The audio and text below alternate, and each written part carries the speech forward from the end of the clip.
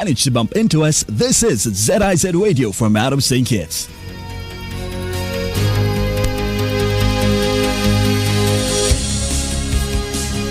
Yes, good morning once again. Welcome back to the show right here on ZIZ Radio. As I indicated before the break, in the studio with me will be greeted and with his presence. It's been a while since I've seen him in person. I've seen him on television a lot. I'm hearing his voice a lot, which means he's working, right? He's in the studio with me. I'm going to introduce him properly in just a bit. We also have some guests as well that we are going to introduce. But you've probably seen the promotion this morning. The Minister of Public Infrastructure, Energy, Utilities, and Domestic and Transport is going to be here on ZIZ this morning, addressing the concern as it relates to the importance of the future of water supply here in St. Kitts. It's a serious conversation. We're going to be opening the lines as well to hear from you. The number to call will be 465-1977. We are not ready to take your calls for those of you who are calling at the moment. Please do bear with us. We're going to get the conversation started as to what you can expect this morning to hear out of this conversation, what we will be discussing from a number of initiatives and plans for the Federation, St. Kitts in particular, going forward. In the studio with me, I have, make sure I get these names correctly, of course, Honorable Minister Maynard is here with us. Good morning, sir. A pleasant good morning to you, the one and only GQ. Hey, you in Calypso mode already, you're right, man. We also have in the studio Chief Engineer, Mr. Isaac. Yes, that's right. Good morning. Good morning all. All right, great. And we have the plant supervisor in the studio as well. You'll have to help me with your last name. Francis Zelaya. The last name is Zelaya. Good morning, everyone. Good morning. So it's okay if I address you by Francis? Yes, Mm-hmm. All right, great. So now you know who's in the studio with us this morning. The chief engineer, plant supervisor, and of course the minister responsible overlooking everything. Before we get into our conversation, welcome once again, and can we get a brief explanation, set a little context to what could be happening this morning? All right, thank you very much, GQ, and a pleasant good morning to everyone listening on radio and online. Just scooting over so that I guess I could be in the shot. Yes, sir. So I want to say again a pleasant good morning to everyone listening. We're here today as we have a national discussion really on water and its future and its sustainable future. Over the coming days and weeks, we will be engaging a bit more to let you know exactly what we have been up to, what the plans are, the challenges that we face, and the solutions that we have identified to deal with those challenges. One critical step is about to take foot, which is the commissioning of a 2 million gallon desalination plant. And so it's an excellent time just before we kick that off to have some discussions around it and how it's going to affect the lives of people in St. Kitts, in particular the Bastia area and its environs. I'm pleased to have with me the Chief Engineer at the Water Services Department and the desalination plant supervisor, who is Mr. Francis Zelaya, as we build out this type of resource within the government. Obviously, we would never have had this before, where we needed the skill of someone who understands the desalination process. And so we're in the process of developing those particular resources. And we'll speak about that a bit more as we talk about the desalination plant and the training that is ensuing as a result of having this facility. And invitation for persons eventually, very shortly, you'll be able to have a look yourself to see the real state-of-the-art facility that has been placed at the Paul Southwell Industrial Site. So we're anxious to get engaged, ask any questions that you may have, and share information about the progress that we've made so far. So let's start right there. Let's start with question number one. Why desalination? You know, in the country, we've historically been taught that we have enough water to supply. You know, we did get rainfall, but the water to go. Why desalination? Right, that's an excellent question. And I see this question popping around all the time. In particular, one I would want to address a little later is with all this rain falling, why don't we capture that water and distribute it? And I'll answer that because it's a fair question. But when it's put in perspective, I think everyone will understand why. So traditionally, St. Kitts, in particular St. Kitts, relied on two forms of water. That's surface water, which is water we capture on the surface, and about 30% of our water source prior to us taking desalination water from the Royal Utilities, which is Marriott, which we'll speak about later. So about 30% of our source of water came from surface water. That is what you see at Wingfield, at Frankland, Stonefort, etc., Green Hill. That 30% is it, right? About 30% of our water came from that. So it ran off on the surface, we captured it someplace, and we redistributed it. Another 70% came from or comes from our underground water, what we call groundwater, which is captured from our aquifers below the surface of the ground. Right. Now, St. Kitts, some years ago, maybe 50, 70 years ago, there was research done to identify that St. Kitts had a good supply of groundwater. And so it was developed, it was studied. In the Bastia area, we identified back then what is known as our Bastia Valley Aquifer, to the point where we extract the water from the ground is a nationally protected area. That is the bypass, the Kim Collins bypass, that area where you see that there are no developments everywhere around there. It's because it sits on where the water collects from all of our aquifers. Now, our aquifers underground on St. Kitts and Nevis are what you call unconfined aquifers, which means then that the water really comes from everywhere. So although the aquifer we see at the Bastia Valley Aquifer, although we see it in that location, the water it uses does not all come, very little of it actually comes from that location. Oh, really? Yes, it comes from our mountains, and it filters down underground and it settles in that area. So if you look at a map of St. Kitts, you would see that we have some big mountain ranges, the ones that are closest to Bastia. That's where we capture most of our water that feeds into the Bastia Valley Aquifer.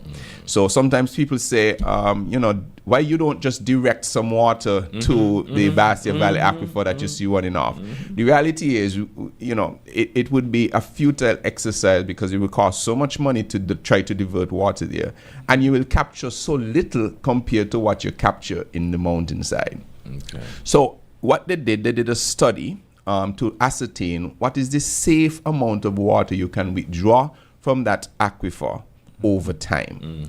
And there is a safe yield, I don't remember the exact amount. It's about 2.5 million. 2.5 million, which is the safe yield. So they're basically saying if our rainfall continues around the same, and we extract 2.5 million gallons a day, then we should be all right. But what has happened with a number of things, climate change is one. Our rainfall has actually decreased much faster than we had anticipated. This year is actually an anomaly compared to the last decade. So we're getting more. But the projections are that this is not rainfall on a rebound. This is just one of those years that will be an anomaly. So over time, the rainfall has decreased. In fact, it has decreased by almost 20% over the last decade alone. So we have less water accumulating in our aquifers, so we have to be careful about that. Secondly, we have sea level rising. Now, somebody may ask, what does sea level rise have to do? You started looking at my face. What does sea level rise have to do with your underground water? All of our underground water actually sits on seawater. Interesting. Yes, because again, remember, we are unconfined country. So the water that is out in the ocean, that level kind of continues into the ground. So just imagine that water seeps from the sea, it's on the St. Kitts and Nevis, and what happens, the fresh water that we're collecting from our mountains sits on top of that water. Okay. Now, salt water is heavier than fresh water. So you think. So salt water stays to the bottom, fresh water stays on top. So when we drill, we actually could drill far down enough to get seawater. In fact, that is what is going to happen when we drill for geothermal in Nevis. They're going to drill so far down that they will actually be capturing heated seawater, which will then be extracted to get the heat out, and we put the water back into the earth. So therefore, the fresh water is on top of the salt water. So when we drill, we have to drill to a specific place to extract that water. That is why there is also a safe yield. Because if we pull too much of that fresh water too quickly, then we risk pulling in salt water. And what the evidence has shown, because we have been pulling those wells so much, because of the expansion in need and demand and development, etc., we need more water and more water. We've been pulling more than we really should be. What is happening is that we're seeing increased levels of salinity in our water. Now, if we pull too much of the water from the Bastia Valley Aquifer, which is all connected, we could destroy the aquifer for generations. Because once you have that mix of salt water with fresh water now, everything becomes salt water. And it will take a long time of non-use for it to then settle back out itself. So you don't want that. I'll do it. For instance, if you think of a simple glass, and you have some salt water to the bottom and fresh water on the top. If you put the fresh water slowly in, you won't mix the salt water on the bottom, but you have to put it in slowly. Or if you take it out, you have to take it out slowly, put it back in slowly. Anyhow, you take that out quickly, then you create a mixture, and then the whole glass of water now becomes salty. And even if you add fresh water to it, it's still salty because it's already mixed. So you can think about it like that. Okay. So we have a situation now where our aquifer, we cannot pull any more water from our aquifer any faster, otherwise we will damage it. But it is not enough to supply the folks that we need to supply the water for Bastia Valley Aquifer. And remember, I said that it was an unconfined aquifer. So even if I were to drill a new location, say I find some water over Connery, and I drill, it's actually because of its proximity potentially connected to that same Bastia Valley Aquifer. So I'm still pulling from the same source. So the experts have advised that we do not really have many more options to get groundwater from the Bastia area. Other options exist for us, which we will speak about later, in other parts of the country, on the western side of our country, etc., that are sufficiently far from the Bastia Valley Aquifer that should not have an immediate impact on that aquifer. So if now we can't pull any more fresh water, we are not getting any more surface water because the rain has reduced. So Wingfield, I remember I went to Wingfield and I could walk, and the guys told me where I could walk. No, I couldn't be walking there 10, 15, 20 years ago because it's running almost like a drain that we see in town as opposed to a running gush. So if we don't have those options, then we do not have anywhere else in Bastia to get water. And so the UN has categorized us as a water scarce country because we do not have any increasing or renewable sources of water that we could just tap into. So what options are you left with? You're left with the ocean. Now the ocean is completely renewable. We can't use enough of the water for our size to even have any measurable impact on the ocean. So that is how the decision came about, that for the Bastia area, the only real solution was to get desalinated water. And one final thing on this first question is going back to that very important question I would have said at the beginning is, why with all of this rain, people are saying, Konris Maynard, I think we had a big downpour yesterday at some point, or last night. Yeah, sometime yesterday, yeah. Since the hurricane season has started and ended, we've had one or two big showers of rain. I don't think we've had much guts running other than earlier this year. We had a situation where a number of guts were running, I think one in the countryside, etc. So people say, Konris, you want to tell me with all of this rain that is falling, the government can't find a way to get this water collected so that we could have fresh water all the time. I said, okay, let's go through it. Right now in St. Kitts, we need about 7 million gallons of water per day. We are right now short of that. We're probably only producing about 5 point something, but we need 7 million gallons per day. We have maybe around 8 million gallons worth of storage, right? So let's work it through, GQ. You're a very smart guy. Let us say that how much is the 500,000 gallon tank going to cost us in Keon? It's about $4 or $5 million. 4 or 5 million, yeah. Right. So for 1 million gallons of storage, consider a couple $1 million worth to build that. But let us say that GQ went into his piggy bank and said, I'm going to donate to the country couple millions of dollars, maybe $100 million, to build 21 million gallons of storage overnight one time. And GQ said, I'm going to go further. I'm going to go in my other piggy bank and I'm going to get the tens of millions of dollars to direct the water from those guts into that 21 million gallons of storage, so that every time we have a big downpour of rain and the guts are running, I can fill up my 21 million gallons worth of storage.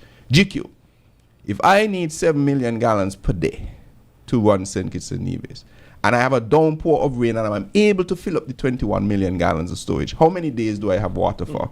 Not much days. 3 days. Not much days, bro. Not much days. What happened after 3 days. that? What happened after that? What happens after Yeah, that? that's the big question. So if you could guarantee me that you're going to provide a downpour of rain that will make our guts run every 3 days, I'll immediately build 21 million gallons of storage. And that's the issue right there. Right. And so when the dry season comes now, and I've spent all of this hundreds of millions of dollars building, let's carry it up to 50 million gallons worth of storage, or 49, which is 7 days of water, 49 million gallons of storage. I spend all this money. Then in the dry season, when we don't have rain for 2 months, what happens? Our issue in St. Kitts and Nevis has never been storage. Our issue has been source. And so we need to spend the money on generating source and not storage. And that's a very critical thing. So the other day I visited Dominica and I drove from the airport to Rosa and I passed no more than 25 running rivers. Every day, all day, water running. That's a place where I can go and build some storage, that I can direct some of that water because the source is always there. Where in St. Kitts and Nevis do you see a river running to the sea? Okay, point is made. Your point is made. And to those people who have that question, I hope you answered their burning question that they have. So it's not that we haven't considered it. We have looked at it, but storage is not our issue. So in other words, now source is. What I'm hearing from you, so instead of building a tank that potentially could be sitting down there for days without anything inside of it, that's a lot of money just to do that. Let's spend our money on something that can sustain the country on a regular basis. Absolutely. Desalination. Desalination is one option. Yes. Yes. That's one. So now, that 21 million gallon storage tank, and by the way, it's important to note that our aquifers are our best storage tanks. Because remember, we said that the Bastia Valley Aquifer could give us 2.5 million gallons per day. It could not rain in St. Kitts and Nevis for 6 months. And that aquifer will still give us 2.5 million gallons a day. 6 months times 2.5 million gallons a day is what? We're in the same for maths right now. Right. Millions and millions. Yes, of course. Let's round it off. Three, let's say 2 million a day. 10 days, that's 20 million. A month, that's 60 million. 6 times 6, 360 million gallons of storage in the Bastia Valley Aquifer alone, without getting one injection of rain. No tank we build could ever provide us with that. And so we have to look for source. Now, desalination now, we'll spend, in this case, we have spent $50 million on the whole project, from desalination, everything, plus even backup energy and generators, etc. 50 million EC dollars. And from that, we're going to get 2 million gallons per day. That beats any storage tank that I can build. Yeah. You have a sure flow of water. Yes. A sure flow of water. So you have the evidence, you have the data, you've done the research that is desalination. Yes. Desal water. You could just say desal. Yeah. Well, I'll get it. Desalination is a must. Is this going to be all over St. Kitts or just certain places in St. Kitts? Right. So we identified that Bastia is the area that needs the most impact from desalinated water. So this plant is intended to affect Bastia and its environs. We just concluded earlier this year a semi-airborne drone geophysical survey of the island of St. Kitts to identify where we have other underground sources of water. Right. We found 17 potential sites, promising potential sites, and hopefully within a few days, this month, we have identified 10 priority sites, and we're going to start with one of them this month, hopefully. I think the guys are going to be on the ground shortly to start clearing the area. Right. The equipment, the drilling equipment, we went through procurement to identify a driller. That driller is out of Trinidad and Tobago, and they are going to drill in Saddlers for the first well, and then I think it's Sandy Point thereafter. And we will continue that in the western northern side of the island to also get to those wells that we know exists. The only issue now is the quality of the water that those wells give. One final thing on that. So this is the other aspect of it, developing our aquifers. My friends in St. Paul's and Newton Ground and Deep Bay and so on, etc. They say, Konris, Lord, man, every morning, every night it rain up in the hills. You want to tell me I can't get no water? Well, this is my answer. Imagine that it is raining every day in the hills, and down in the village you can't see 1 ounce of water running in a river. And we know from the science that about 80% of rainwater evaporates, the trees and the plants take it up and so on. Only 2% about runs off of St. Kitts. Wow. And 18% goes underground. So all of that water we are seeing in the mountain ranges in St. Paul's and Newton Ground and Deep Bay and Parsons and Saddlers and so on, etc., it is going somewhere. What we have done is done the geotechnical survey to identify where that water is going. And we're now going to drill it to bring it back to the surface to supply the areas of from Sandy Point, heading northwest around to about Lodge Cayon. Right. What is being done now to get the water from the desalination to the homes? Right. So I'm speaking a lot. So after this question, we're going to maybe get the guys into to ask. But from this, so we've built the desalination plant. It's really a lovely a facility. You know, afterwards you probably could take a look, because as a media personality, you can be able to say, look, I was there, I saw this thing. It's real. You know, it's really it's a high state-of-the-art facility. Right. So the Water Services Department was responsible for interconnecting that desalination plant with our storage facility. So we have a 2 million gallon storage facility in Bird Rock. I doubt you knew that. No. Right? At the top of Mon Peak. We usually pump the water from the Bastia Valley Aquifer up to that tank and then distribute it to Frigate Bay and parts of Bastia. So we have 2 million gallons worth of storage there. So some months ago, you would have seen anybody in the area would have been digging up the sides of the roads and so on, and we lay a 16-inch external diameter pipe, HDPE pipe, from the industrial site right up to the top of Bird Rock to Mon Peak. So we are already interconnected. So now when we are ready to turn on the desalination plant, we will then be able to pump the water to that same storage tank to then distribute it to our customers in Bastia, Frigate Bay, Southeast Peninsula, and its environs.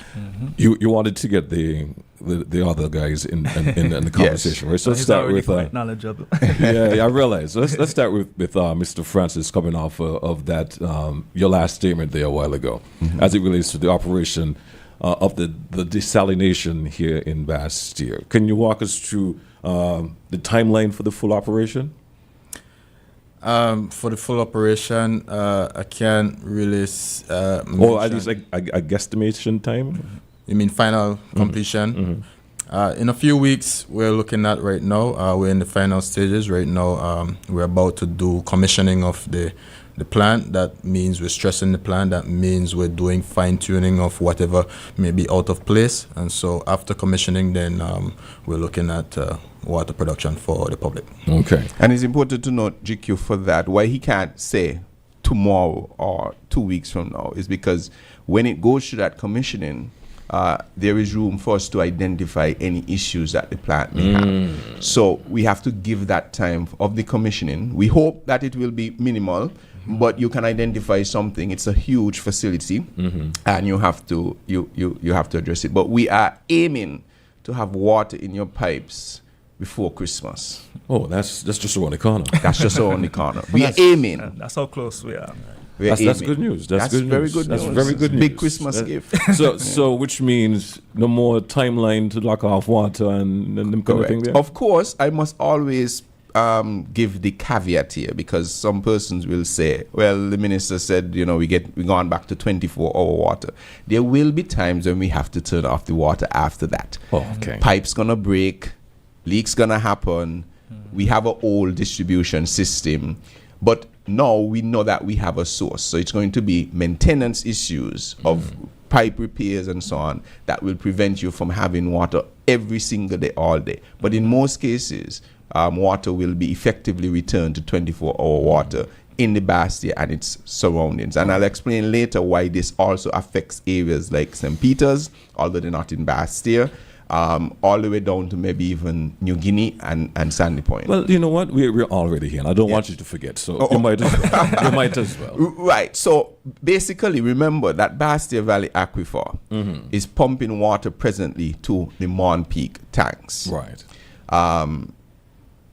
And that is being distributed in different areas. Now, because we don't have to pump all of that water to Mon Peak, and we have to pump a limited amount because, as I said, we don't want to overdraw the aquifer, we can now pump that water to different places. So we are now doing interconnections in the Bastille Valley Aquifer so that places like Shadwell, there's a tank storage in a place called Olives that we can pump water directly from the aquifer straight up to the Olives tank, that we can pump water from the aquifer straight up to St. Peter's. So by having that extra water we can divert, we are now able to affect areas. Additionally, because we are going to be able to pump this water in these places, we get water in Bastille from as far as Wingfield, Frankland, Stonefort, etc. As long as our needs in Bastille come closer to be filled, it means that that water can be diverted in the other direction, set towards Sandy Point, etc. So over the coming weeks and months, we're going to be rediverting and redistributing the water in our system to reach much further, because we have this additional 2 million gallons per day in the Bastille area.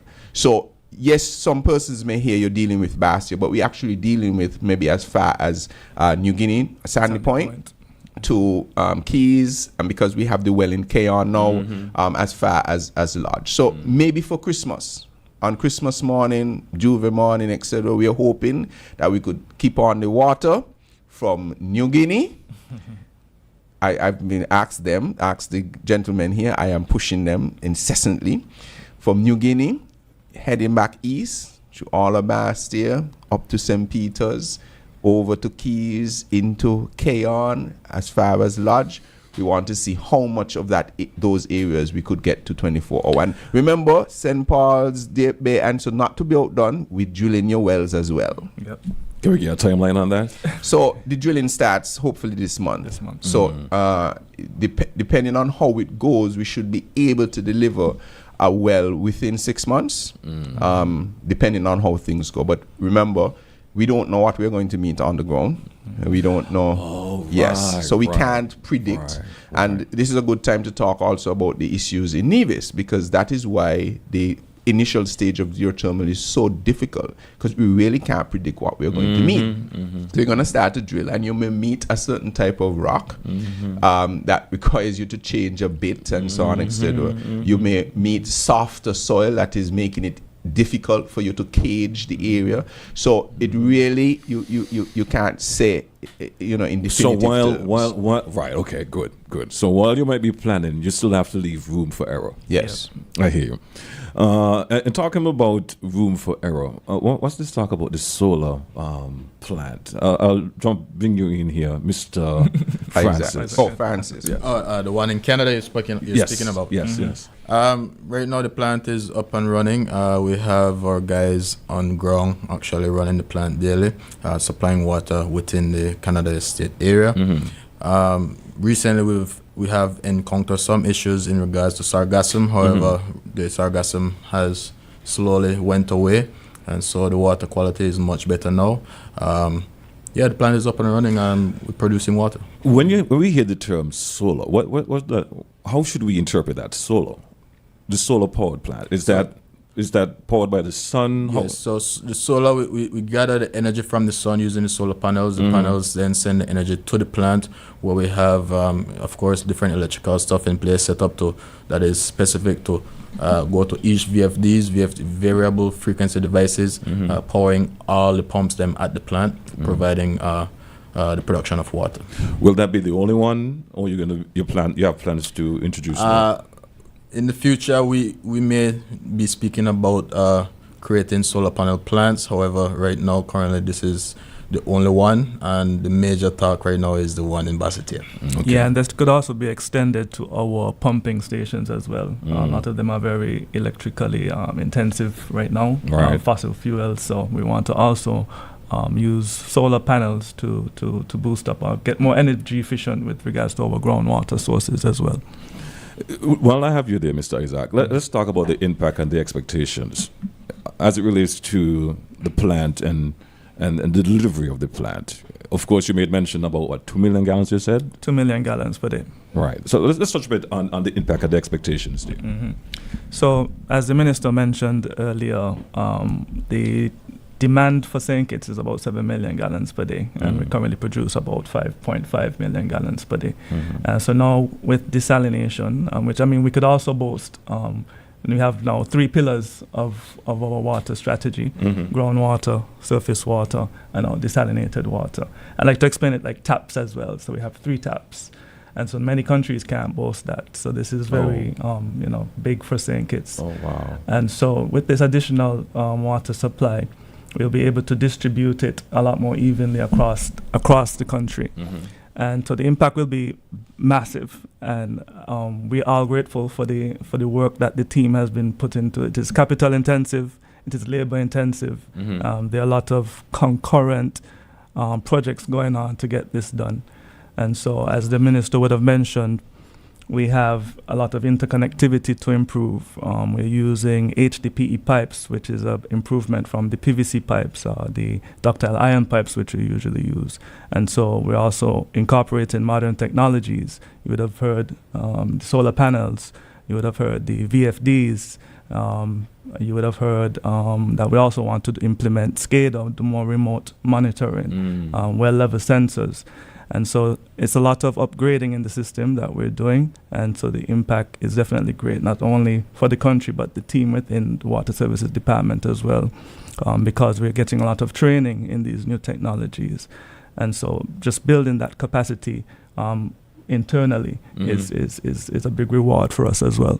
What about bills regulations now for the consumer? Some people have a concern, say, well, look, I'm using water, but my bill is still $20, $50. Will that go up, or will people still be seeing that? I'll allow the Minister to talk. Right, so it seems as though you're saying that there are people who are willing to pay more. That's what you're saying? Well, I'm wondering what will happen after all of this introduction. Right, so the emphasis has been, as it relates to the government, we said, look, there is an issue. We need a source of water. We need to invest in that. And before we could consider any adjustment in prices, the government needs to show its commitment to improve the infrastructure and delivery of water. Now that we've done that, now that we have taken the money, we've taken the bold steps, we've done the research, etc., to invest in our infrastructure, we are going to ask the public to come along with us. But the first part of coming along with us is even just paying the bills that we have now. Water is extraordinarily cheap in St. Kitts and Nevis. Well, in St. Kitts in particular. Yes, it is. And I'm just asking persons to play your role and keep your bill up to date, because many of us only have a $20 bill. Even if you have challenges with your $20 bill, you can always go into the Water Services Department to identify ways in which you can get assistance in dealing with that. Mm-hmm. So we're asking persons to come along. However, there must be an analysis done on the price of water. For instance, many people go to the supermarket right now. We have some of the best water coming out of our taps, right? I use tap water, so I don't use purchased water.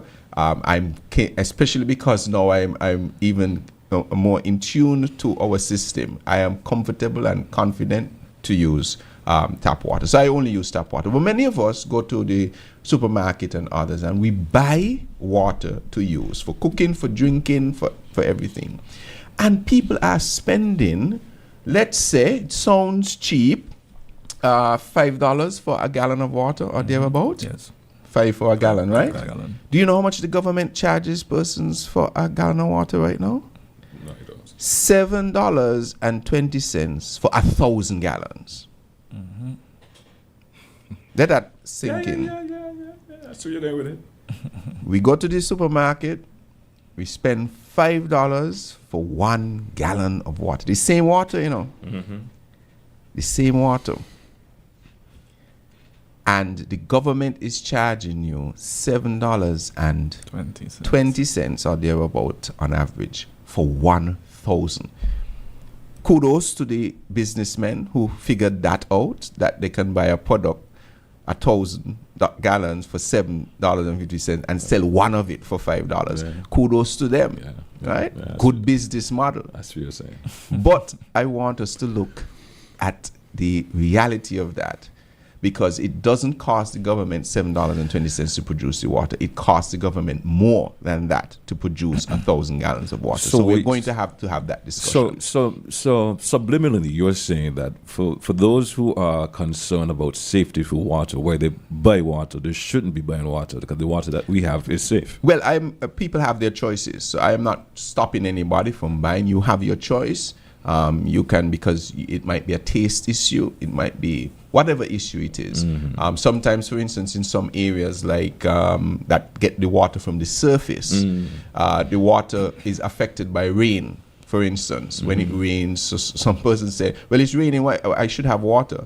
The problem with our rain patterns now is that in our mountains, this is a very important point, with the change of climate, where we get these longer dry spells and then these heavy downpour of rains, is causing landslides, for instance, by our surface water. When you have landslides, fresh soil gets into the water pathways, and so the water gets silty. So in areas like Limekeel and anywhere from Old Road come up. Right. So when it rains heavily, we actually have to take the water off to prevent too much silting from getting in our system. So somebody who is living in that area may say, look, sometimes the water comes out brown, although it's silt, it will clear up, etc. The quality of the water still remains good. They may decide that's what I want to do. So the point here is not to stop anybody from buying water or doing anything, but it's just to juxtapose and show that, one, you are willing to spend at that rate for water. The government's rate is nowhere close to that, and we need to be cognizant of that, because at the end of the day, we have to be sustainable and be able to produce water affordably and ensure that it is covered in the end. Gentlemen, we've been discussing for a while. I want to get some feedback from the public as well, get them in on the conversation. I'm sure people listening have their concerns that they would like to address to you, Minister, and to the gentleman here, the power, the plant supervisor and also the electrical the engineer, chief engineer here with me this morning. The number to do so is 465-1977. That's 465-1977.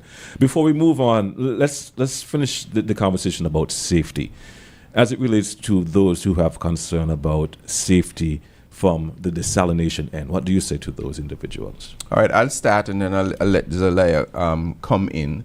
No, desalination water is going to be actually our safest type of water. Why? Because it actually goes through a process to purify the water. Our groundwater, we are depending on just nature to do that, and then it goes through a system where we put in stuff to deal with bacteria, etc., but it doesn't go through any filtration process, etc. It's all natural. Similar with our groundwater, it's the natural filtration that happens, etc., and we test, Bureau of Standard tests regularly to make sure that our water is good. So desalination water actually provides our best opportunity to monitor the quality of water. When you see the facility, you will see the levels of filtration the water goes in. So out in the ocean where they collect the water, there's a filter there. When it comes in, there's a pump that pulls it in and it goes into a media center that has, I can't even count how many filters there are in there. Some big, huge filters that filter out. How many? 20. 20 of them in that room that filters out the water again. Then it goes up to, which is the RO, the reverse osmosis room. It is filtered again a couple of times. Before it goes through the process of removing the salt. So by the time the water gets to remove the salt, the only thing in there is salt and H2O. Wow. And then when it goes through that system, everything is out of the water now. So in fact, we are producing H2O. What we get from the wells and surface water is H2O plus because we have minerals, calcium, magnesium, all of these different things that naturally occur in the environment are in the water. And in fact, that is why people will say, well, I like the water from this place as opposed to this place. It is because the level of the different minerals in the water. Right. Desalination water is going to have 0 minerals when it is first produced. Just H2O. Our human bodies probably not going to like H2O because it has no taste. Remember, we go up in school and the teacher will say water has no taste. And you say, well, I could taste the water. What you're tasting is the minerals in the water. But the desalination plant will give you H2O, pure water. So what we have to do, we have to actually put back in stuff in the water in order for it to have a bit of minerals so that it's not too soft, because soft water, if I don't know if you know, different soft water makes it, with this soap. This is your field. When you soap up something with soft water, you wonder if you can't get the soap off, etc. Oh, okay. Yes. Okay. So hard water, we say hard water when there are a lot of minerals in the water. Okay. So what we want to do is to put back in a controlled number of minerals in the water, ensure that the different levels of alkalinity or acidity of the water remains constant. So we have to add back in things to ensure that the water is to standard. So I have 0 concerns because this is a constant monitoring. If there is anything that happens, the plant will be able to detect anything severe. You'll be able to shut that down. You can test the water at any particular time as it leaves the plant, as it enters our system, and so I have 0 concerns about that. We have a desal plant that has been operating for many years in St. Kitts by the same company that is building this, Royal Utilities, who supplies Marriott, etc. And knocking wood, we have not heard of any significant issues with them supplying water to Marriott over the last 23 years. And that plant has been going for 23 years. Wow. Yep. All right. Yeah. Gentlemen, before you jump in, Mr. Francis, can you put on your headphones? We have a call coming in. All right, let's take this call. Good morning. You are live. Hey, you good? Morning. Good morning. It's your boy, Sonny Boy. Yes, Sonny Boy. I used to live in the Virgin Islands back in the 60s. And when they built a house in the Virgin Islands, they put a system on the roof to collect the water. And they send them in their own container. And that used to help them with the amount of water that they use. In the Virgin Islands, they were really, really short of water. Because all the rain falls, the people will manage to collect 80% of the rain for themselves. So I think that's a proposal the Labour government should make to the people when they build new houses. Build a system that when it rains, the water come off the roof, they could collect it and save it for themselves. And I would put a ease on the government. So that's my suggestion for today. All right. I'll let the minister respond. Right, that's a very good point about the collection of water. And at present, because the storage tanks are actually built in the Caribbean, when you buy a storage tank here, it doesn't have any duty or anything, so it's already duty free. Right. So you know, we encourage that. The cost is low. Right. Well, the cost is what the cost is for the tank. So there are no duties on it. So you can already get your tank duty free. Okay. I think that we're looking at the code in terms of encouraging or mandating whether or not we need to mandate. Now, there's something quickly I want to say about that. In the situation where, like in the Virgin Islands, even in British Virgin Islands this time, persons who have cisterns or who traditionally, and in Nevis as well, they were not connected to the national water grid. So they would capture their water, they would use their water that they capture, for instance, a place like Bermuda and so on, where I think they do the filtration on their roofs and so on, etc. They were not connected to the national grid. One of the challenges I remember I was at a water conference, and this is the first exposure I had to this. When I was encouraged, I was speaking, I was a fairly new minister, and I was speaking about that we need to move more towards getting everybody having a tank and so on. I remember the Jamaicans in particular, they were adamant against it. And I was like, why are you adamant against storage tanks? And then they went on to explain that because all of those persons who are getting storage tanks will be connected to the national grid, what happens in the cases when those tanks are empty? Just take, for instance, our situation. Let us say we have more than 1,000 people in Bastia, but let us say we have 5,000 people in Bastia, and each one of them get 1,000-gallon tank. And a 1,000-gallon tank is not a big tank. That's what you would normally get, about a 1,000-gallon tank. Everybody gets 1,000-gallon tanks, and 5,000 homes in Bastia gets 1,000-gallon tank. How much storage is that? You already done the math. That's 5 million gallons worth of storage.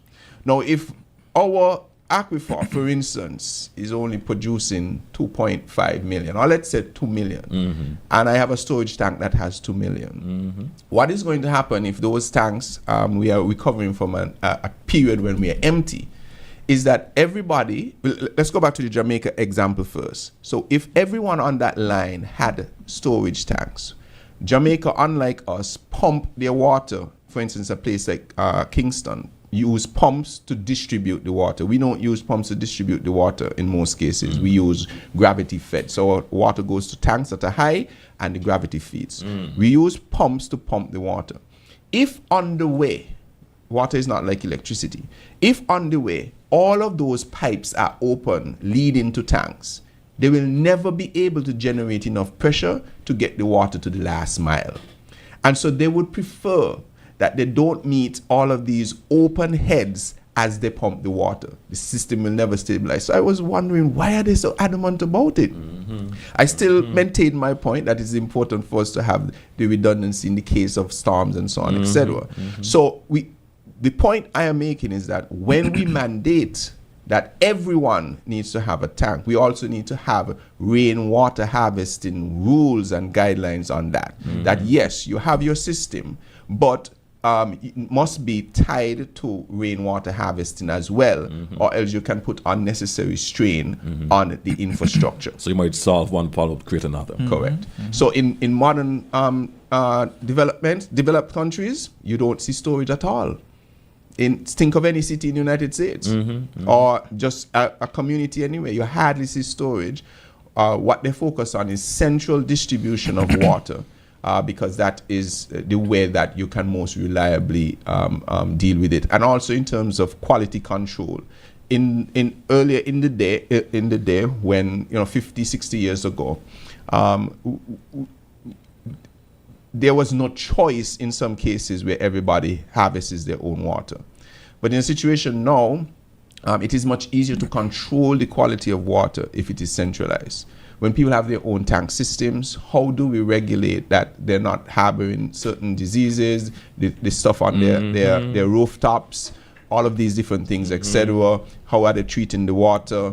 Do they have young children in there? Are they drinking the water clear? Then you would have to put must-boil mandates in place and so on, etc. So by centralizing the water, you also have the ability to regulate the quality of the water. So our investment really should be, how can we develop a system that is resilient, that can provide the amount of water that the community needs, for the long the term. country needs for the long term. So once we focus on that, then the need for storage becomes less, and only in the case of emergencies. And I want to encourage anybody who is using rainwater harvesting or using water receptacles and storage, etc., to please pay attention to the quality of the water. You need the appropriate filtration once you have that water. And you need to, if you're taking the water off your roof and so on, etc., you need to make sure that you're monitoring the quality. Gentlemen, please put back on your headphones. We have another call coming in.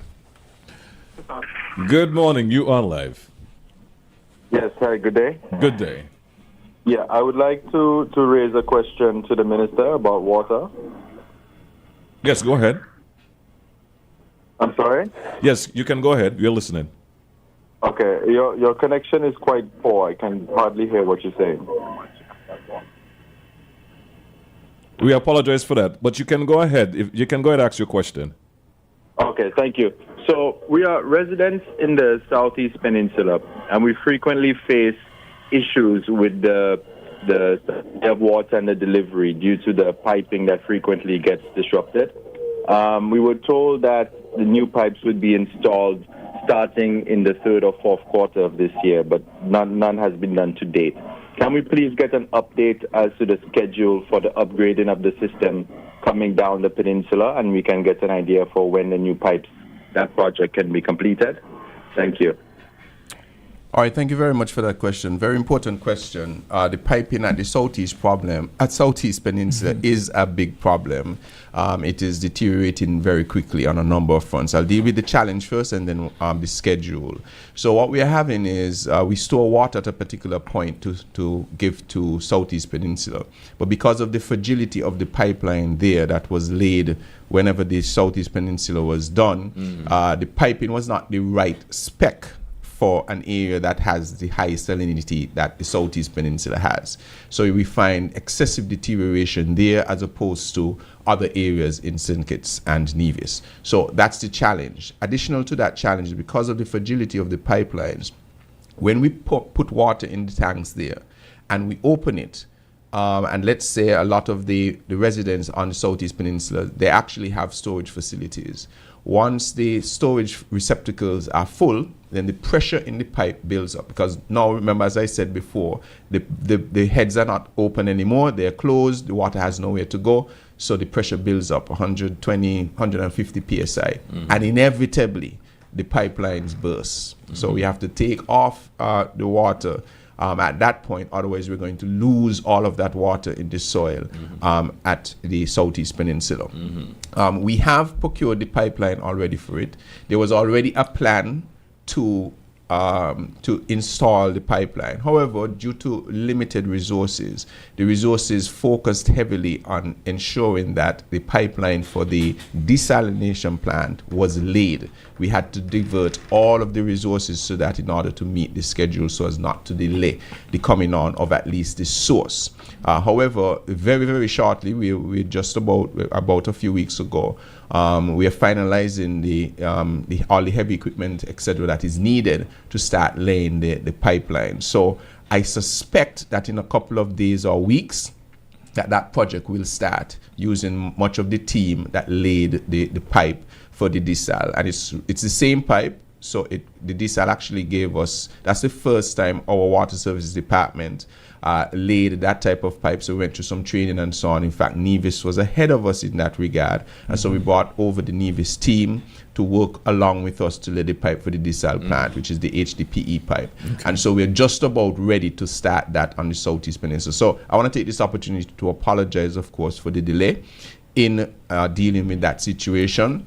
It's tough given the resources that we have, that we have to spread.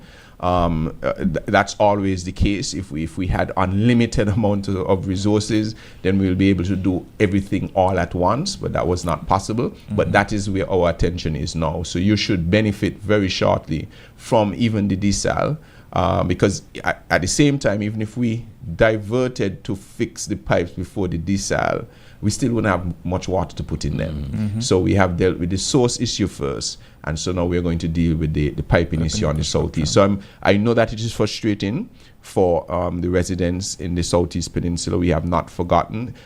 We are scheduled to start. I don't know if you have a exact date as yet. Not exact, but definitely within the few weeks. Yes.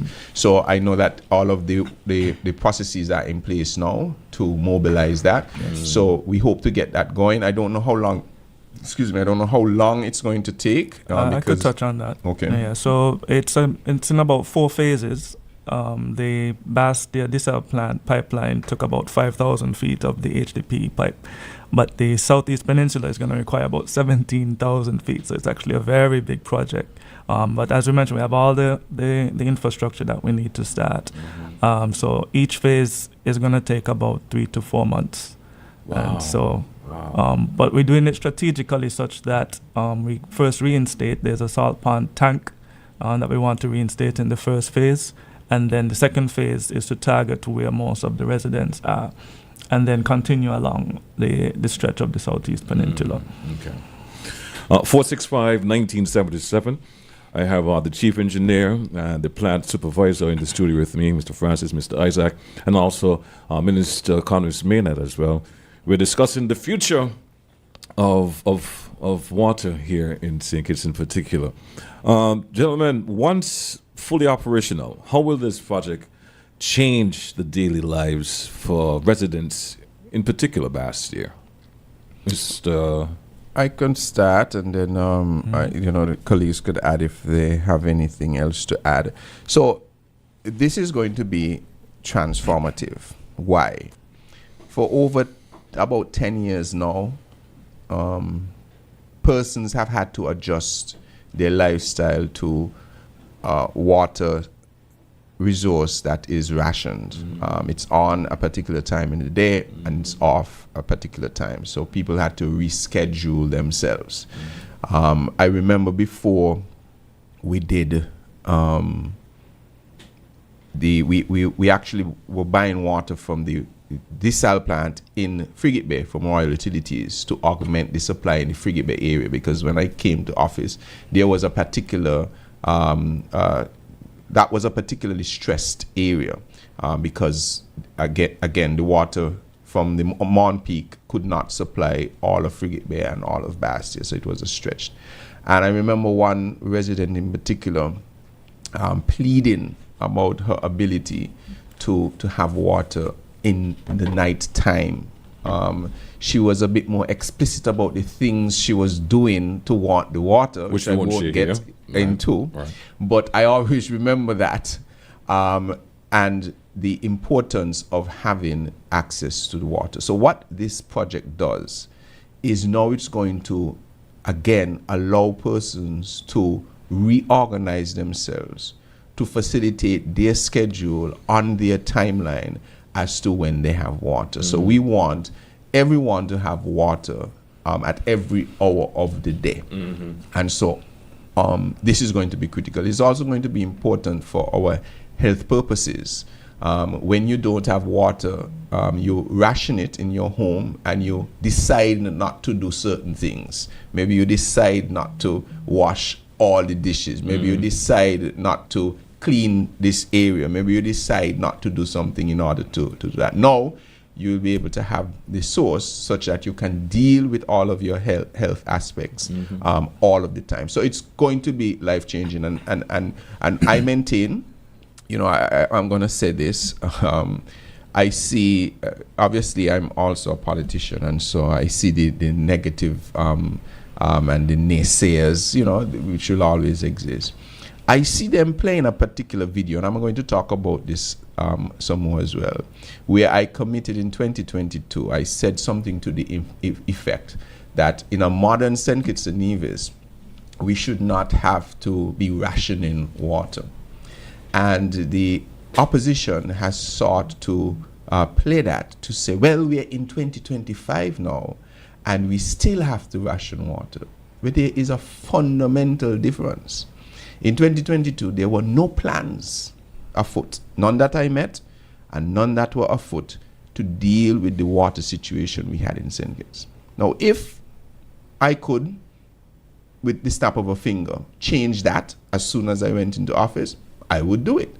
But we got to work immediately. And we got results in the time frame that we could have gotten them. In Keon, we returned Keon to 24-hour service after many, many years. Mr. Isaac is actually from Keon, if I'm correct, many, many years.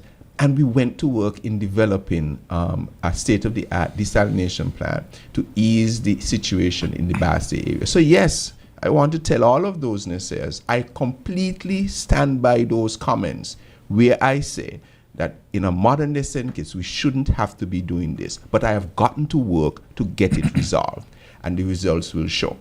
So this will be life-changing, and we will get St. Kitts and Nevis to a place where the entire nation is returned to 24-hour water. Gentlemen, before you jump in, can we take another call? Sure. Good morning. You are live. Good morning to you and your panel, Mr. GQ. Well, let me just turn on a little volume, please. Appreciate that. All right, so we're just waiting before we can have a conversation. Appreciate you turning on. And for any other callers, please turn the volume down. Yes, go ahead. Yeah, my question is, it's good to know that our desalination plant will soon be up and running. Good news. But my question is, do we give water to the cruise ships? And in what amount do we give each cruise ship?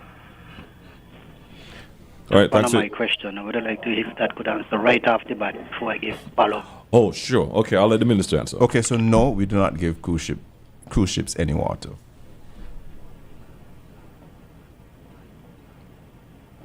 Yes, go ahead. You heard the answer? Aye. Oh, you okay. He said no. Can you hear me? We do apologize, Minister. It seemed like we're having a problem communicating with our listeners via the phone. He's still there. I can tell that he's still there. Yeah, I was asking if they will give water to the cruise ships. He said no. No, we don't? We don't. Okay. If we don't, if it's not, then I won't have the follow-up question. All right, then. So we don't give no water at all to the cruise ships? No. Okay. All right. That has been a question that lingers on. I think in the past maybe we have done that, but we certainly don't give any water now. None. Mr. Francis? Yes, let me jump in. I want to go back and touch a bit on the quality of the water, especially, the people has a lot of concerns in regards to the quality. The minister would have mentioned there are so many different filters there at the desalination plant. Let's start off with the media filters. The media filters are able to filter out particles out of the water up to 20 microns. As the water moves forward, it goes to the cartridge filter. There are two different sets of cartridge filter.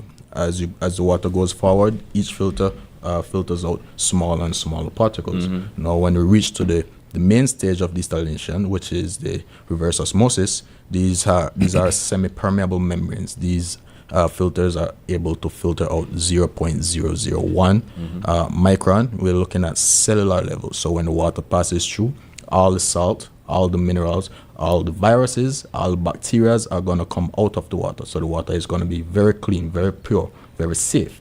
But is it so clean and there's nothing in the water? We definitely need to add minerals back into the water. So one example of that would be calcium in the form of calcium carbonate.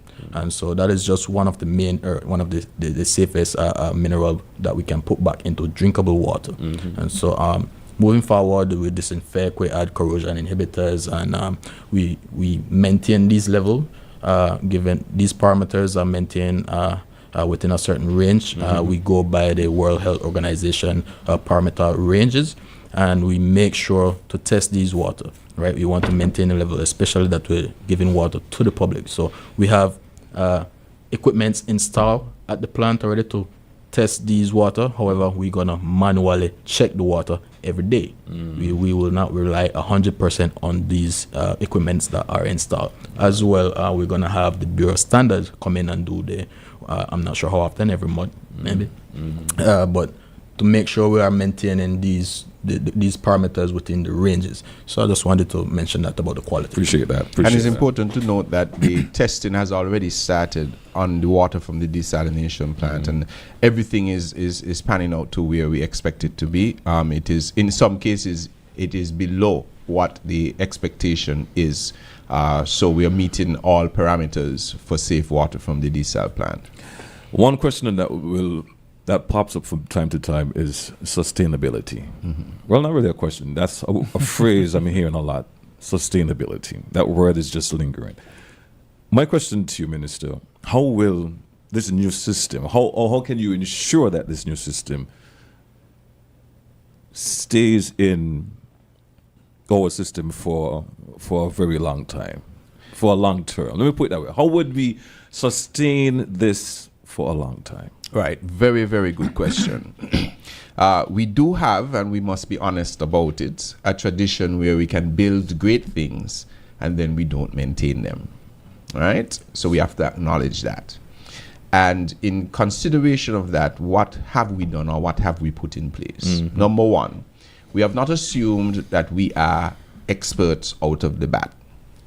Right? So for some time now, we've been advertising for persons to be a part of this process, and that is how Mr. Francis Zelaya came into the picture, because many months ago, maybe since 2023, it's been over a year now. Right, 2024, that Mr. Zelaya is on the ground, although we don't have the plant as yet. But what we have done is the manufacturers of the plants, we have gotten into an agreement with them for them to manage the operation of the plant for at least 1 year, with the specific responsibility to train our staff and upskill our staff so that we can maintain this for years to come. So we are not depending on somebody to figure out what to do. We are going to train our people on how to manage, maintain, and keep this plant running for generations to come. Once we follow those, once we follow that scheme of training and the maintenance schedules that are associated with this equipment, we expect that it will last for a very long time. An example, of course, is Marriott. Marriott is still running to this day, 20-something years later.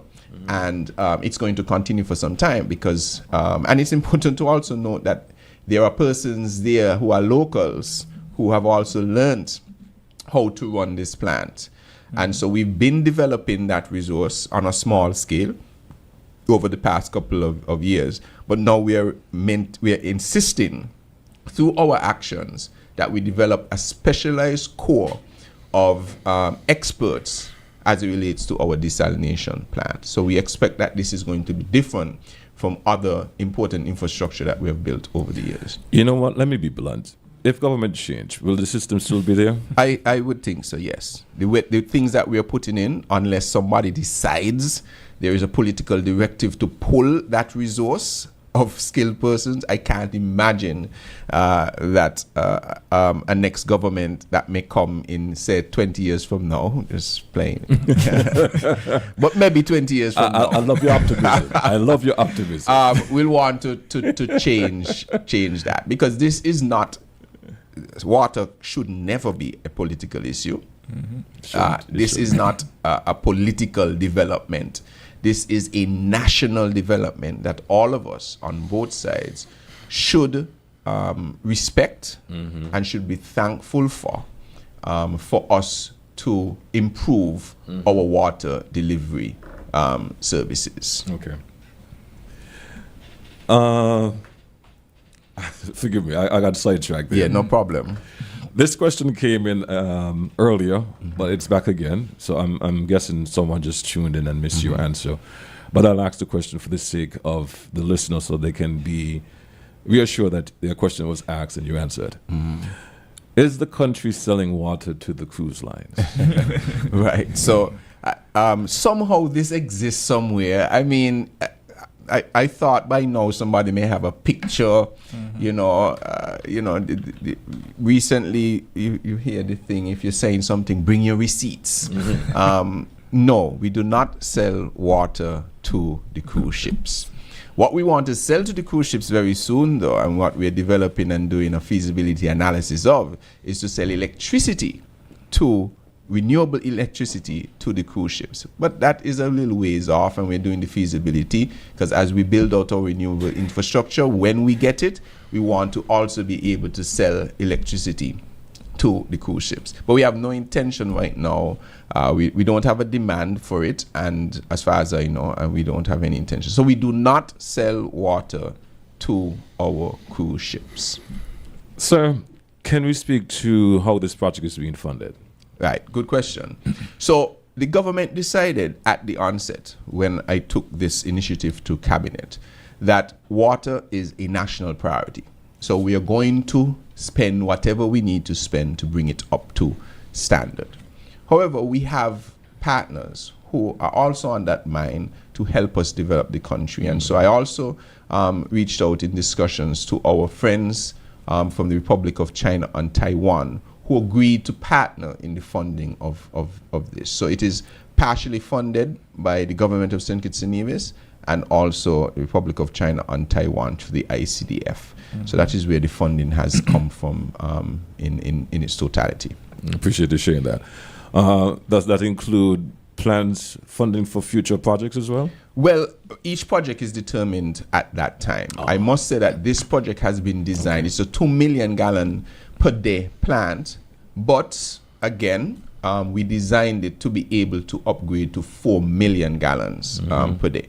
Because when I was in the discussions, etc., with the developer, I asked that they leave those options open, because we have to be forward thinking to ensure that as our economy expands further, as we get more demand for water, let us not build something and then we have to wonder what we're going to do in 5 years or so. So we've already planned, so the layout of the plant actually is in a way that it can accommodate a 2 million gallon increase in the future.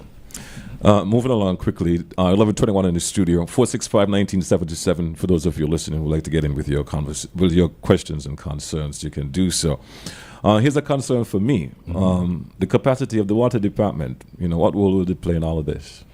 Right. So, in terms of the desal, as I told you, we have entered into an arrangement with the manufacturers of the plant to operate with their technical expertise. Training our water resource staff. So the manpower will come from the water services department. The expertise will come from the manufacturer.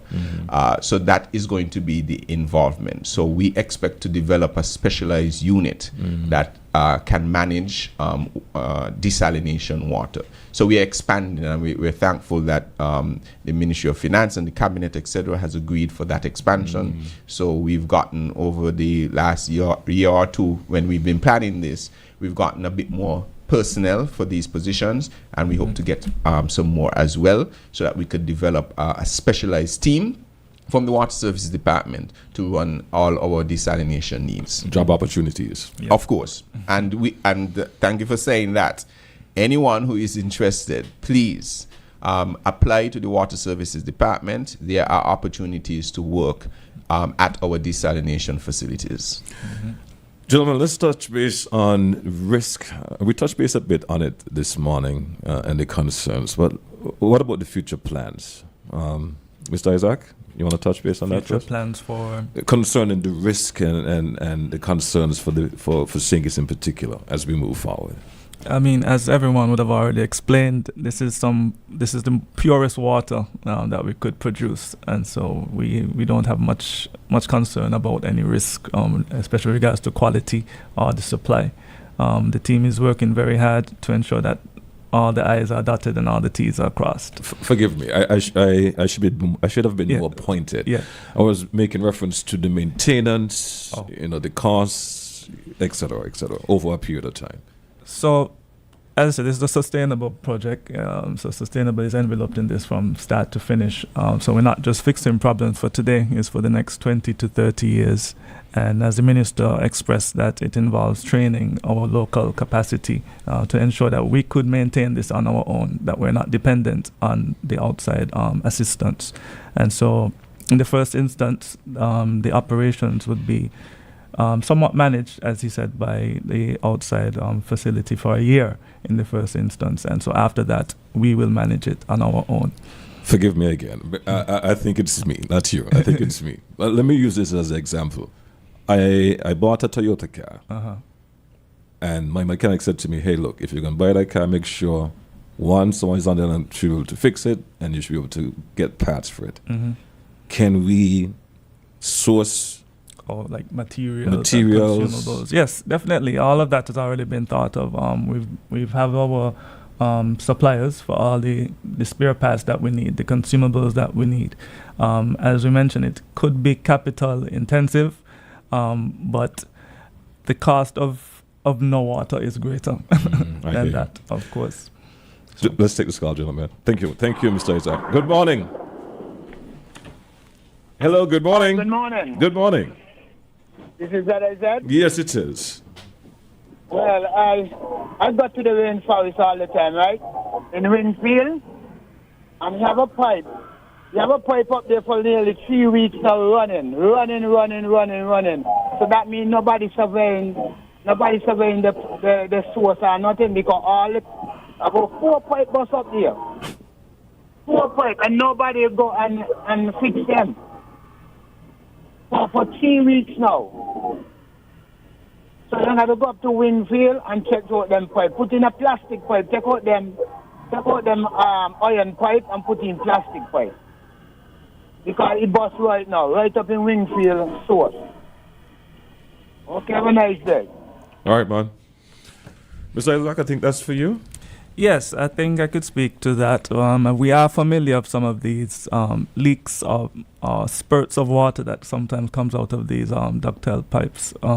Sometimes air gets trapped, and so the plan is to add more air valves to these areas. So it's not so much a burst pipe per se. It's that sometimes when the pressure comes down, some airlocks, we have some airlocks, and some pressure allows some spurting of water to come out of these pipes. So that's something we're aware of, and we're actively working to repair. Okay. I wanted to add something to that as well, because, and I want to thank the gentleman for the call, and persons are concerned that we save every ounce of water, which is very good. And so every time we see a leak, we said, look, we need to save the water.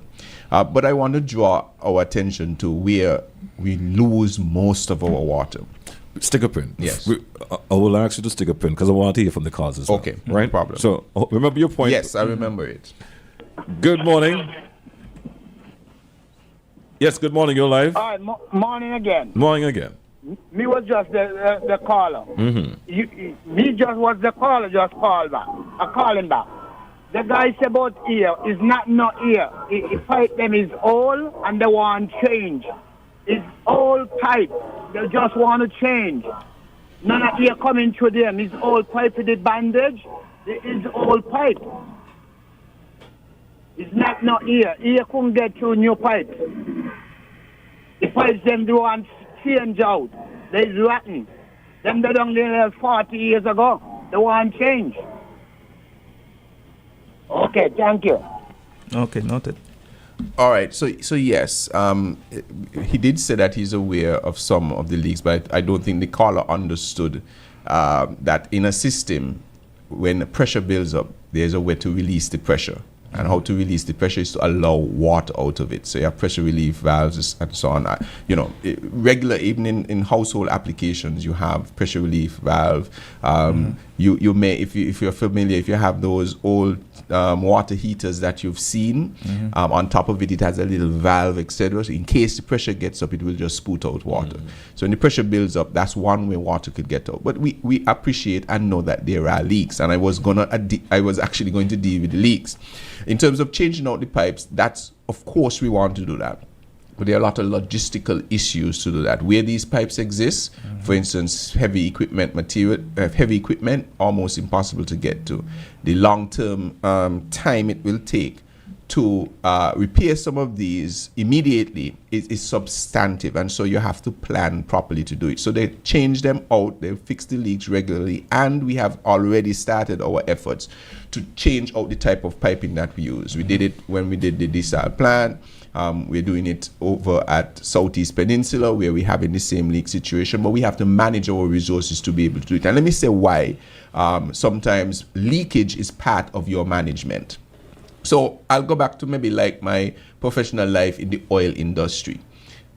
When we get, I say when when I used to work there and you are transferring oil from a ship to the tanks and so on, etc., and you have your valve, there is a certain amount of loss that is expected. It will evaporate when you connect and so on, you're going to leak. But you have a percentage which you are allowed because it's part of the operation.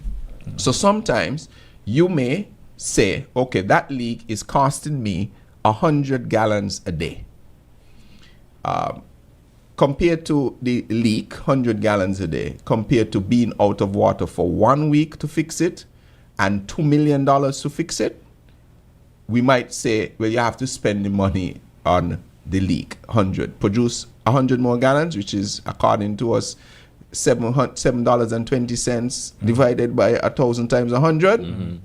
That's the cost. So you have to make that operational decision as to whether or not it is worth the value to change that leak right now, as opposed to do something else. But added to that, I want to say, which is the important point that was going on to the other time, it's very easy, for instance, to identify a leak on the water services side. So you see a pipe, you see it leaking, maybe you see a tank that is dripping on this side, you see a crack and water coming out. But let's say that overall, that pipe that he's seeing is 100 gallons in the day. Let us say you go by the tank and you see a drip, and maybe that's 50 gallons per day. Our big problem with leaks in St. Kitts is actually from the consumer, your toilet. Now, let's say we have 20,000 households in the country. Let's assume that there's only one toilet in each of those. If everybody is leaking just 1 gallon in the toilet, dripping, that is 20,000 gallons per day that we're losing from leaking toilets alone. Or even the drip in your pipe, it might account to 1 gallon, but that's another 20,000 gallons that we're losing for our water system. So our greatest losses actually are combined with, yes, we have a whole infrastructure. The leaks that we fix are very visible because of how the pipes were laid. They're not very low in the ground, so they manifest themselves at the top. We're able to see them. Those that are consequential will always have an impact on the source for the production of water or the delivery of water. For instance, in Sadler's, I'm not sure if we've identified it as yet, but on Friday or thereabout, we were unable to get pressure from the Sadler's source to distribution because clearly something happened to the line. So we know that a leak has developed because the water was not reaching its destination. Right. They've been searching. I don't know if Isaac has an update on that. So Sadler's will be challenged right now because we can't find, or we could not identify up until Tuesday at least, the last update I got on where the leak was. Now that is a substantial leak. Now a smaller leak, yes, we might lose 10 or 20 or 30 gallons, etc. But at the same time, we're getting 300,000 gallons. So we have to make that balance. So I want to encourage persons to check your own home, your water pipes, your toilets. Look in your toilet to see after it is flushed whether some little drips of water coming down, because easily you could lose a couple gallons there per day. The dripping of pipes, that's another couple gallons a day. So if each household just loses just 10 gallons a day, that is 200,000 gallons of water that we're losing. Could never compare to the actual utility scale leaks that we have. Sometimes you're going to see large gushes of water coming from our pipes because the pipes themselves contain water, and in order to fix them, then we have to drain those pipes. That is all part of the operation. So we are doing our part, So and while- we're asking persons to do theirs. So while that call is concerned, there's a legitimate reason why where it's going on, and that area will not be affected because of that. Correct. If it is small leaks that he's talking about, where he sees water spouting out like a spray, etc., we might be getting 500,000 gallons from that, or 300,000 gallons in a day. And so losing 100 gallons of that, we have to make the balance. Should we cut off for the weeks that is going to take to be able to fix that, or we maintain that and we come back and so on. So that's always balanced, and the Water Service Department, and I must give credit to the Water Services Department.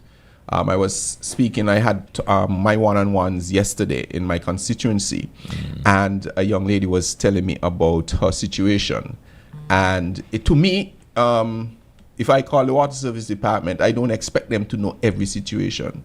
But when I call the particular individual who deals with the area, that person knew every single thing about what the person was telling me. I say that to say that the experience and the knowledge of the folks at the Water Services Department is mind-blowing.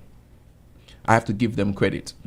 There's so much institutional knowledge. Right now we're trying to digitize that, because I ask the Lord every day to protect them and keep them, because if they go, I don't know how we're going to get all that information. Mr. Isaac, who has recently come, is now learning a lot of that information. But if you speak to some of these guys, I'm not going to call some names right now, but it is like they are a walking dictionary of all connections in St. Kitts and Nevis. It is really amazing, and I want to commend them for the work they do.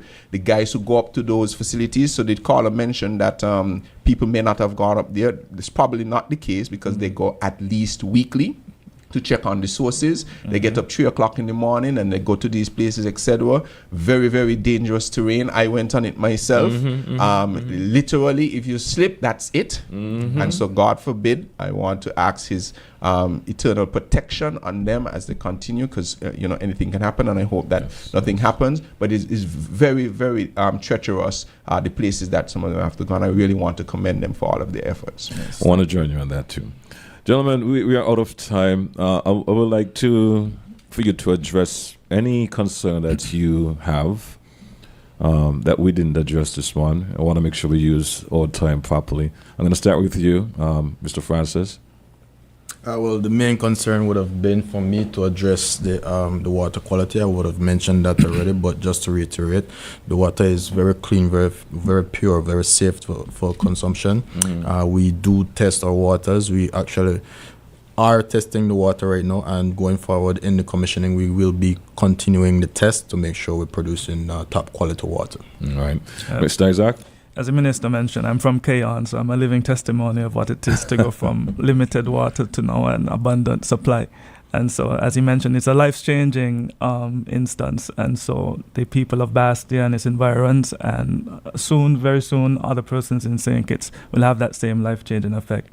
But just to also reiterate that through that experience, I learned to conserve water. Even though I have so much of it now, I'm very frugal with regards to my water usage. And so I want to also encourage everyone to continue, at least employ that habit. That's good. That's good. You maintaining that. Yes. That's good. Minister, any aspirational messages from you? Well, a couple. One, I really want to take this opportunity to commend the Cabinet and the St. Kitts Nevis Labour Party administration for taking the bold initiative to invest so heavily in the water infrastructure. Since we have gotten into office, we have increased our water budget by over 400%. There were many years before that, and I've said before, if it is one part of the ministries that I met that really had nothing for me to go on, it was water. There was nothing there for me to continue on. We literally had to start from scratch. And to me and to us, that is really a disservice, because it is not in my, to me, it doesn't make sense that you can boast about maybe surpluses and so on, etc. And a basic need like water is not attended to. And so I want to commend the leadership of the Prime Minister and the support of the Cabinet in going along with what we have brought as a ministry and I as a minister to the table to support it fully to bring us to this point. And what has that resulted in? As he said, in Keon, persons who would have had difficulties, I understand, for decades beyond. We now actually have too much, I don't want to say too much, but we have more than enough water in Keon such that the tank that stores water in Keon is not large enough. So we actually have to take off the water source in Keon to prevent the tanks from overflowing. And as a result of that, we are building a new tank so that we could deal with Keon and other areas surrounding Keon. So persons now who would not have had that now have water 24 hours a day. We're doing the same thing for the Bassi area as we develop the desal plant and also do the additional interconnection so that all of the other areas are connected. And we're doing the same thing now in another part of the country, but this time we're doing well drilling to affect the communities from Sandy Point heading northwest and around to back to Lodge so that they too will have a consistent source of water. So we are adamant about what we are doing to bring the water infrastructure and delivery to top tier in this country. So I want to thank all the stakeholders in that effort, from the cabinet right down to the ministry, to everyone who works in the water services department. My heart really goes out to you. You do a tremendous national service, and we are thankful that you are part of this process. I want to also echo the sentiments of Mr. Isaac in that conservation is still key. Although we are going to increase our water delivery ability, we are going to also increase our efforts to ensure that people are conserving. Desalinated water is the most expensive type of water to produce. And so if we don't have to use all of it, and we can reduce our usage elsewhere, that would be helpful. So we want to encourage conservation. And conservation, as I said, for persons is very simple, but it impacts significantly. Remember, your simple leaking pipe and leaking toilet could be contributing to hundreds of thousands of gallons of water wasting. We do not have a system here where we recycle used or grey water. So all of that water is going back into our system that we have already produced. We want to encourage conservation. So any leaking pipe, leaking toilets, simply right now we're about 20% short of the water we need. So if everybody actually were to cut their bath time down by just 20%, so if you bathe for 5 minutes and you cut it down to 4, you're actually helping us to produce more water. So look at that. You know, sometimes you turn on the water to bathe and you're going to sing and brush your teeth while the water running and so on. All of that is actually costing us when we combine everything together. So I want to encourage persons to conserve. And finally, it is a pleasure to have been given this role and to sit as minister. I am really grateful for the team. I want to thank the water engineer and manager, Mr. Carmel Williams, chief engineer, Mr. Isaac, and the whole team of engineers, plus all of the supervisors, the foremen, and those who go out. I really, really, really do want to thank them. I want you to stay tuned for the announcement of the date when we are going to fully turn on the desalination plant. Right now, we are going through the series of tests to stress test the plant. Stay tuned to our other discussions because we're going to have more discussions on water in the coming days and weeks and continue into the new year. So please stay tuned and always be willing to ask questions and get clarity as we move to sustainability with our water production. Gentlemen, thanks for being here this morning. Thanks for using our platform to get the word out as well. Excellent. And thanks to all our listeners and our viewers for being a part of the program for today. It's now 11:43 in the studio.